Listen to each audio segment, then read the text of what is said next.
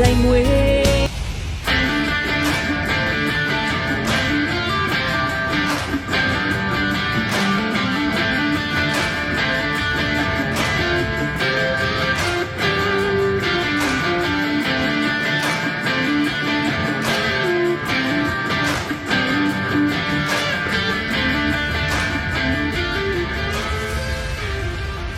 sorry ပါကျွန်တော်နည်းနည်းနောက်ကျသွားတယ်လင်းက delay ဖြစ်သွားလို့ပါ ဒီဘက်ကိုကြွအောင်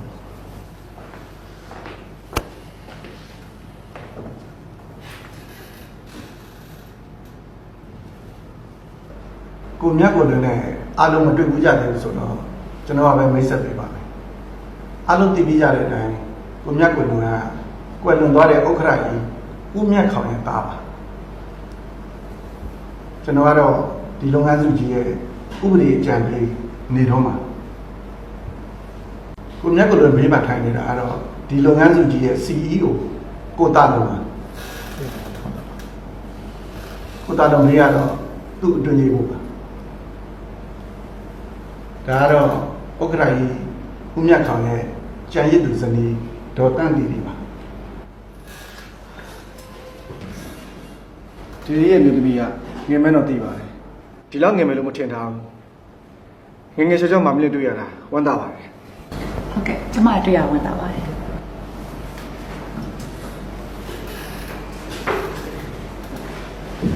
အခု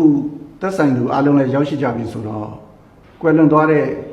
ဦးမြတ်ခေါင်ရဲ့ခြံရစ်ခဲ့တဲ့တည်တန်းစာကိုဖတ်ပြပါမယ်ဦးမြတ်ခေါင်ဟာခရိယံဘာသာဝင်ဖြစ်တာနဲ့အညီတည်တန်းစာကိုသူမကွယ်လွန်ခင်ကျမ်းမာရေးကောင်းစင်မှာပဲရေးသားခဲ့တာဖြစ်ပါတယ်အတိတ်သက်တည်အဖြစ်ကျွန်တော်နဲ့ဆရာဝန်ကြီးဒေါက်တာအေးမောင်တို့ရှင်းမှာလက်မှတ်ထိုးခဲ့ပါတယ်ဒေါက်တာအေးမောင်ကအခုမလာရောက်နိုင်ပါဘူးဒါပေမဲ့တည်တန်းစာလက်မှတ်ရေးထိုးစဉ်ကရိုက်ကူးထားတဲ့ဗီဒီယိုဖိုင်နဲ့ဆရာဝန်ကြီးရဲ့မှန်ကန်ကြောင်းသက်သေထွက်ဆိုထားတဲ့အတန်ဖိုင်ကျွန်တော်မှရှိပါတယ်ကိုမြတ်ကိုလွင်အဲ့ဒီဗီဒီယိုဖိုင်ကိုအရင်ကြည့်ကြသလားတည်တန်းစာဖတ်ပြီးမှပဲကြည့်ကြမလားကိစ္စမရှိပါဘူးအားလုံးမှကြည့်ကြတာပေါ့ဒယ်ဒီကတောင်းစရာပြင်ထားမဲ့သူဆိုတာကြော်တည်ပြီးသားပါမသက်တီရီရောသဘောတူရလားဗျ ဟုတ်ကဲ့ရှင် အခုရှိမှချထားတဲ့ဖိုင်တွေထဲမှာတည်တန်းစာမိတ်တူနဲ့စာချုပ်စာတမ်းမိတ်တူတွေပါပါတယ်။လူချင်းတွေကိုတော့ကျွန်တော်ကပဲထိမ့်သိမ်းထားမှာဖြစ်ပါတယ်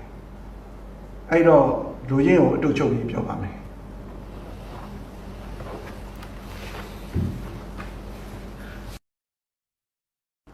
ကွယ်လွန်သူဦးမြတ်ခေါင်ရဲ့တည်တန်းစာအရဦးမြတ်ခေါင်ပိုင်ဆိုင်တဲ့လုပ်ငန်းစုကြီးရဲ့ရှယ်ယာ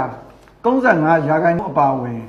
ဥက္ကဋ္ဌယာတုနဲ့လုတ်ပိုင်ခွင့်ခန်းစားခွင့်အဝဝကိုတားဖြစ်သူဦးမြတ်ကိုလွင်ခေါ်မိုက်ကယ်လွင်ကရရှိမှာဖြစ်ပါတယ်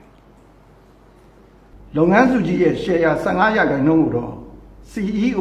ကိုတာလွန်ကရရှိမှာဖြစ်ပါတယ်ကျန်ရည်သူဇနီးဒေါ်တန့်တီတီကတော့လုပ်ငန်းစုကြီးရဲ့ရှယ်ယာ10%ကိုပိုင်ဆိုင်ခွင့်ရှိမှာဖြစ်ပြီးအမြဲတမ်းဒါရိုက်တာအဖွဲ့ဝင်ဖြစ်လာမှာဖြစ်ပါတယ်ကျန်တဲ့ 40% ကတော့အများပြည်သူကို stock ဈေးကွက်မှာရောင်းချပြီးဖြစ်ပါတယ်အခုပိုင်ဆိုင်ခွင့်ရရှိတဲ့ share တွေကိုလွတ်လပ်စွာရောင်းချပေါင်းနှံလွှဲပြောင်းခွင့်မရှိဘဲလုပ်ငန်းစုကြီးကချမှတ်ထားတဲ့စီမံစည်းကမ်းများနဲ့အညီကလွှဲပြောင်းရောင်းချပေါင်းနှံခွင့်ရှိမှာဖြစ်ပါတယ်လုပ်ငန်းစုကြီးရဲ့လက်ရှိတန်ဖိုးကသိန်းပေါင်းသိန်းချီတန်ဖိုးရှိနေပြီးနှစ်စဉ်အခွန်အများဆုံးဆောင်တဲ့လုပ်ငန်းစရင်းမှာအပါအဝင်ဖြစ်ပါတယ်နောက်ဆက်တွဲအနေနဲ့ကတော့ဦးမြတ်ခေါင်ပိုင်ဆိုင်တဲ့ရန်ကုန်အိမ်နဲ့ခြံတောင်ပေါ်ဆိုင်အိမ်နဲ့စိုက်ပျိုးရေးခြံတို့အပြင်အခြားမရွှေ့ပြောင်းနိုင်တဲ့မြန်မာနိုင်ငံတွင်းရှိအိမ်ခြံမြေများရွှေ့ပြောင်းနိုင်သောအဖိုးတန်အတွင်းပစ္စည်းများနဲ့အခြားတန်ဖိုးရှိပစ္စည်းများမော်တော်ယာဉ်များနဲ့ဗမာအနှံထားတဲ့ငွေစင်းများအားလုံးကိုဇနီးဖြစ်သူဒေါ်တန့်တီတီကပိုင်ဆိုင်ခွင့်ရရှိမှာဖြစ်ပါတယ်။တားဖြစ်သူမိုက်ကယ်လွင်ကတော့အမေရိကန်နိုင်ငံသားခံယူထားတဲ့အတွက်ဥပဒေအရပိုင်ဆိုင်ကျော်တဲ့လူကောစာကြီးကိုယူဆိုင်ပြတဲ့အတွက်ကျေးဇူးတင်ပါတယ် ကျမကိုလည်းနားလဲအသိမဲ့ပြုပေးတဲ့အတွက်ကျေးဇူးတင်ပါတယ်